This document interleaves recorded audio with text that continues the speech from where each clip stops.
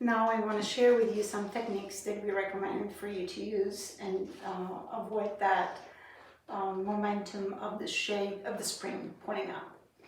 So when you see this bubble here, you don't see it actually here because I use one of these techniques. We recommend that you have a permanent fold to avoid that effect. If you have a permanent fold, how does it work?